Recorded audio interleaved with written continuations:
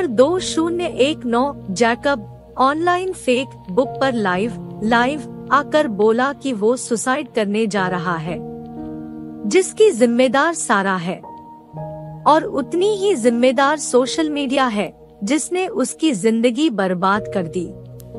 Live fake book पर Jacob ने फांसी का फंदा बनाकर कुर्सी पर खड़े होकर फंदा अपने गले में डाल लिया और एक झटके में कुर्सी गिराकर फंदे पर लटक गया।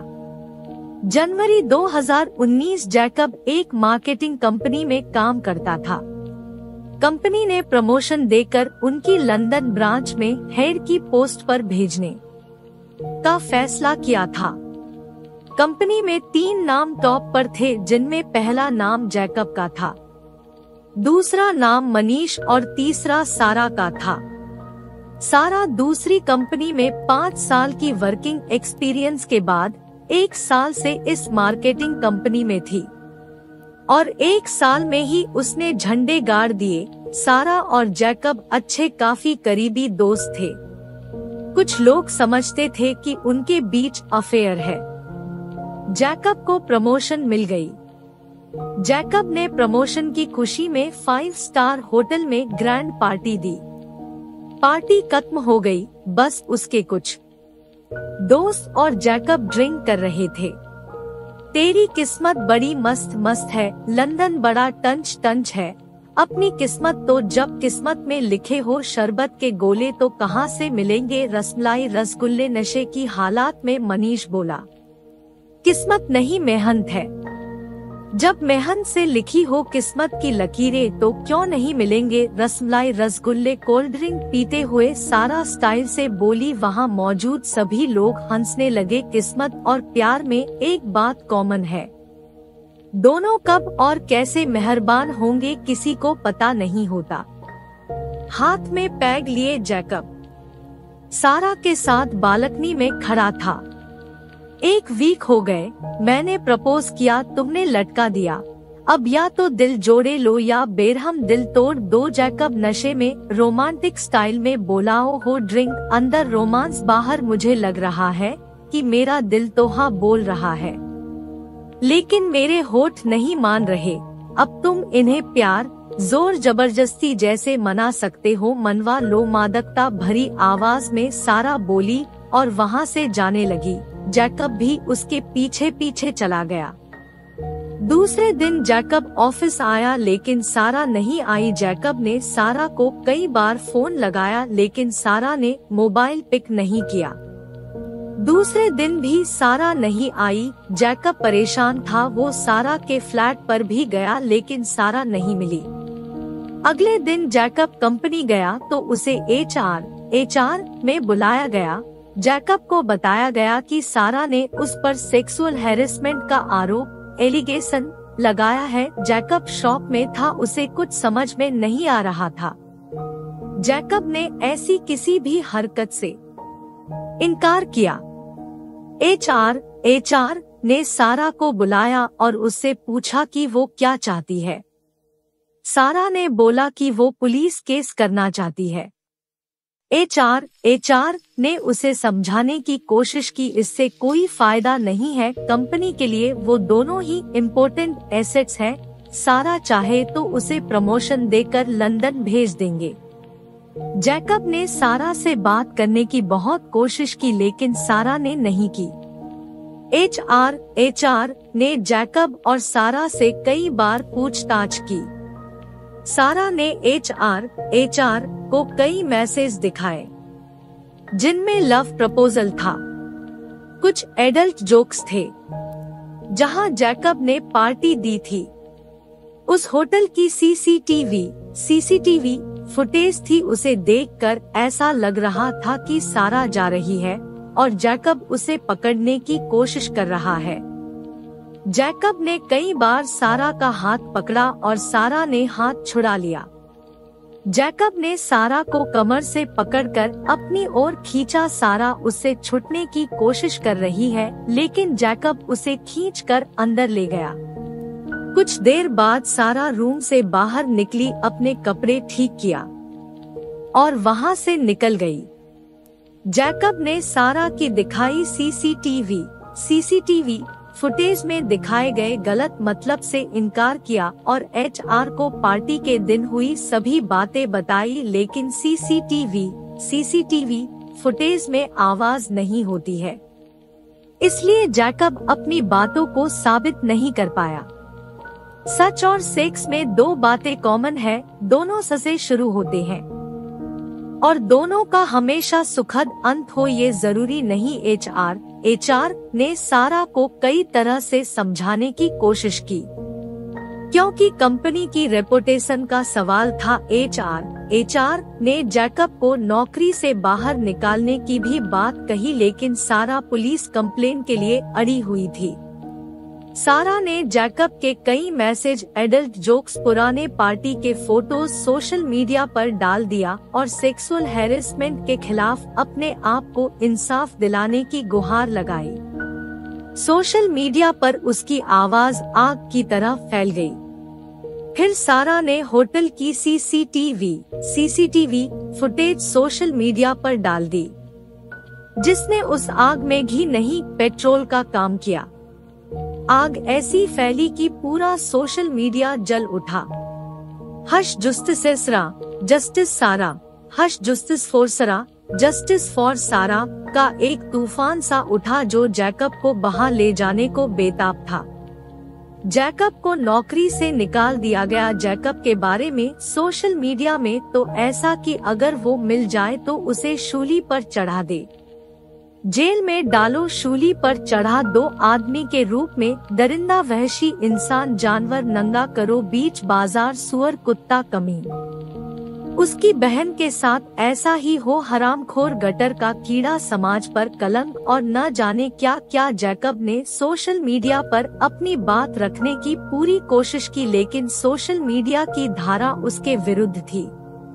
जैकब का घर से बाहर निकलना ऐसे था जैसे चूहे का बांझ के सामने आना। उसे नौकरी से निकाल दिया गया, पुलिस केस हो गया, दोस्तों और रिश्तेदारों ने मुंह मोड़ लिया। सोसाइटी की नजर में वो रेपिस्ट से कम नहीं था। कहीं नौकरी नहीं मिली, माँ बाप नाराज थे।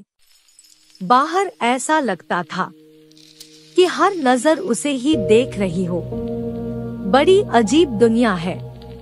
बुरे वक्त में पसीना भी नीचे से ऊपर बहता है, अपना साया भी दुश्मन हो जाता है, कुछ चीजें छोड़कर सब फट जाता है। इंसान चूसा हुआ आम हो जाता है, उसकी कीमत हीरे से कोयला हो जाती है। सब कुछ जल जाता है और राख भी नहीं बचती है।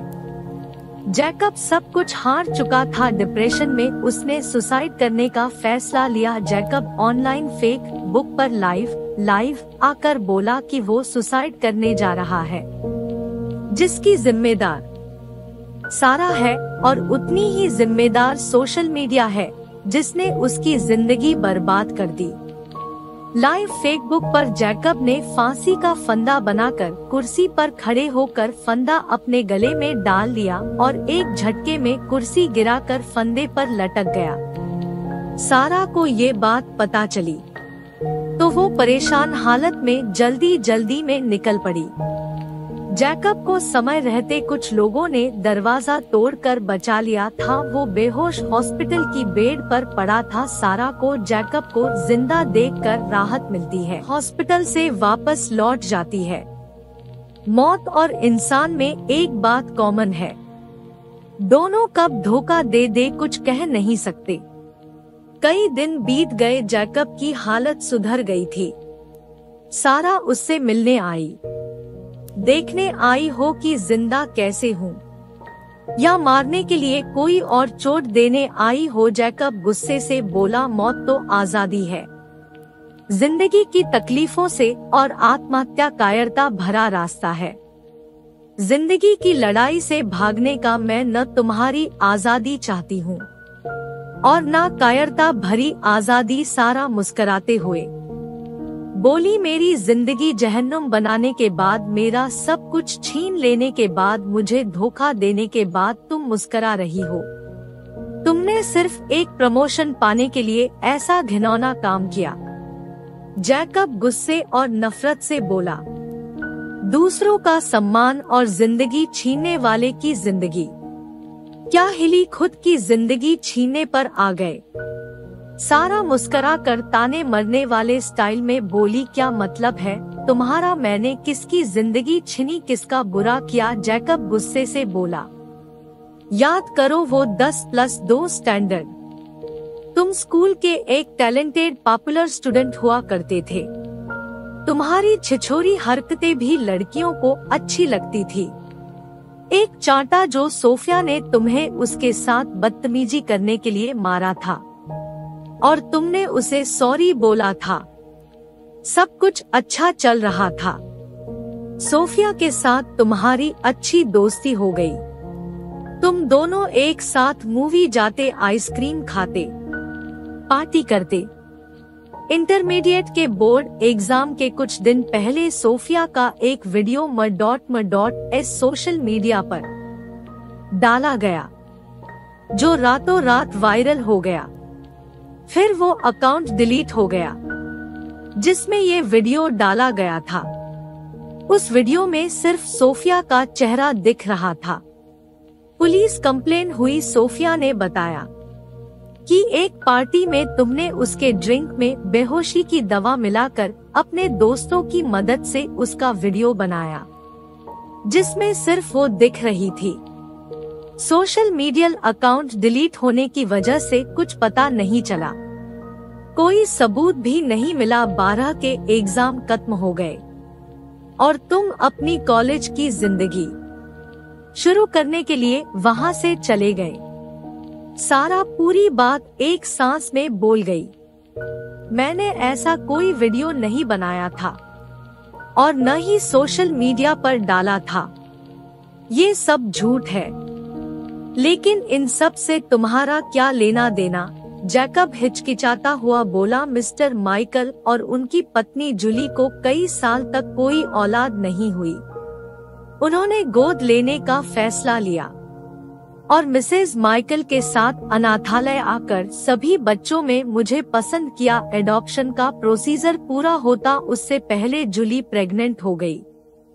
मिस्टर माइकल फिर भी मुझे अडॉप्ट करना चाहते थे लेकिन जूली राजी नहीं हुई। मिस्टर माइकल ने मेरी परवरिश का सारा खर्च उठाने का फैसला लिया। सोफिया पैदा हुई, वक्त बीता। मिस्टर माइकल हमेशा मुझसे मिलने आते, समर वेकेशन में घर भी ले जाते। हालांकि जूली और सारा को मैं पसंद नहीं थी, फिर भी मिस्टर माइकल ने एक पिता की तरह मेरा पूरा ख्याल रखा। तुमने स्कूल टाइम की इन सब बातों की वजह से मेरी आज की जिंदगी तबाह की और स्कूल में मैंने वो सब किया भी नहीं था। जैकब गुस्से से बोला। सोफिया डिप्रेशन में चली गई। सोसाइटी में सभी उसे गलत समझ रहे थे, उसकी गलती गिना रहे थे। उसके रिश्तेदारों ने उसके पिता माइकल पर भी उंगली उठा दी। लोगों ने घर आना जाना बंद कर दिया। सोफिया की सभी दोस्ती टूट गई। वो अकेली थी। 10+2 का एग्जाम खत्म हो गया। रिजल्ट में सोफिया के मार्क्स इतने कम आए कि उसका किसी अच्छे कॉलेज में एडमिशन संभव नहीं था। उसने सुसाइड कर लिया। और जानते हो उसने ऐसा क्यों किया? सारा गुस्से से बोलते हुए अपना मोबाइल ओपन कर जैकब को दिया जिसमें उस वक्त सोशल मीडिया में किए गए लिखे गए कुछ शब्द, लाइनें, कमेंट, विचार, घृणा, नफरत और टाइम पास था। धंधे वाली होर बड़ी गर्मी है। एक रात मेरे पास आजा, मजा दिला दूं कमीन, *, हमें ऐसा मजा क्यों नहीं मिलता। और भी बहुत कुछ अपशब्द। सभी ने उसे चरित्रहीन मान लिया था। उसका परिवार उसके साथ खड़ा था। लेकिन सोफिया कमजोर पड़ गई और उसने अपनी जिंदगी खत्म कर ली। जूली की इस गम में कुछ दिनों बाद हार्ट अटैक से मौत हो गई। मिस्टर माइकल डिप्रेशन में चले गए। हालत इतनी खराब हुई कि मेंटल हॉस्पिटल भेजना पड़ा। सारा आंखों में दर्द लिए हुए बोली, पता है सोशल मीडिया एक ताकत है, लेकिन हर ताकत की अपनी खामियां होती है। किचन में चाकू से बहुत काम होते हैं, लेकिन वही चाकू किसी की जान ले सकता है। सोशल मीडिया अपने आप में छोटी सी दुनिया है, जहां अच्छे लोगों के साथ बुरे, बहुत बुरे इंसान के रूप में गटर के कीड़े भी मिलते हैं, जिनका काम ही गंदगी फैलाना होता है।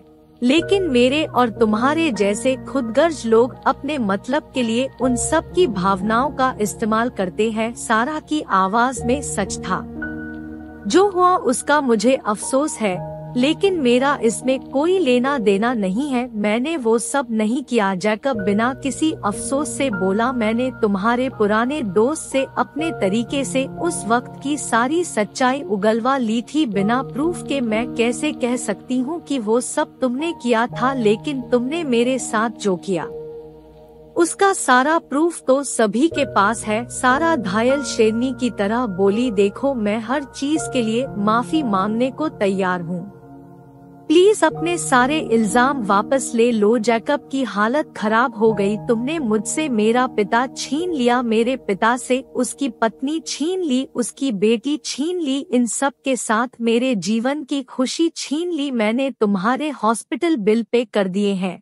मैं अपने पिता को लेकर परसों लंदन जा रही हूँ। तुम्हारे पास 2 दिन है अपना पूरा जोर लगाने के लिए। सारा आंखों में आग लिए बोली। जैकब की आंखों के सामने उसके अपने दुष्कर्म घूम रहे थे और जिंदा अपनी कब्र में पड़ा। उससे कैसे निकले यही सोच रहा था।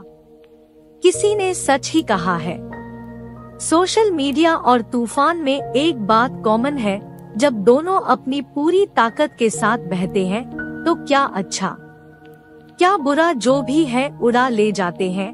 वैसे ये जिसने कहा है वो मैं ही हूँ। Thank you for watching. Please like, subscribe and share.